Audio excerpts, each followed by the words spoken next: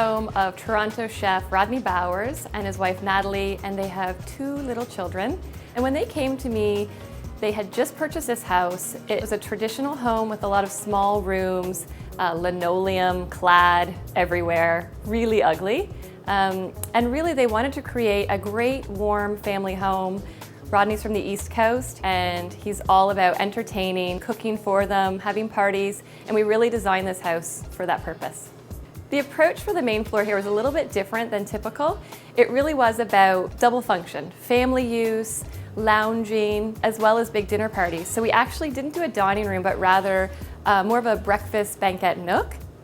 And what's interesting is the size of this table matches the size of that credenza. So when they have big dinner parties, they pull that table over and they have this huge square eating area.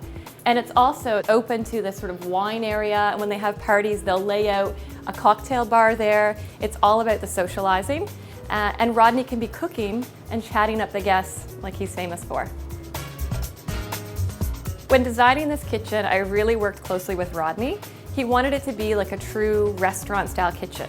That means everything's within arm's length reach, open concept, restaurant-style refrigeration, a huge restaurant-style range, which you'll notice is not here right now. They love color, so they've actually ordered a new beautiful Aga range in green.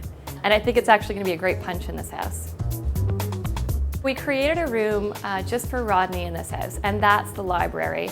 He loves cookbooks. He has a couple of hundred cookbooks, and he often does catering and has guests in. He'll bring them into his library, his big man leather couch with the fire on, have scotch, talk about the deal, the menu. This is a place where he can think and just regroup after a big day at the restaurant. We went with a really dark room. I call it an evening room. It's a deep blue Pharaoh and ball on the walls. The cabinetry was all stained out in a dark stain to match our beautiful new oak floors. The existing mantle was spectacular, but covered with 100 years of paint. So it was painstakingly refinished. They actually used dental tools to clean it off, and then we stained it to match.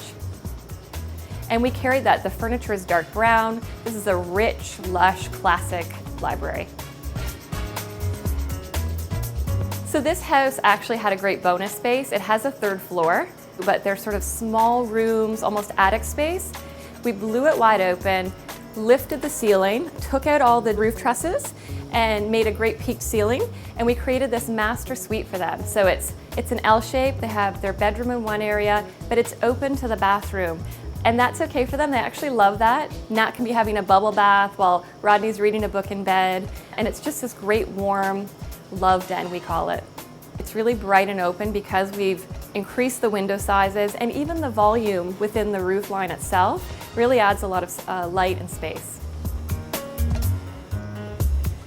Rodney and Natalie really are, everything about them is sort of a story. They love to collect things, friends, paintings, and the house, I think, is a great reflection of that.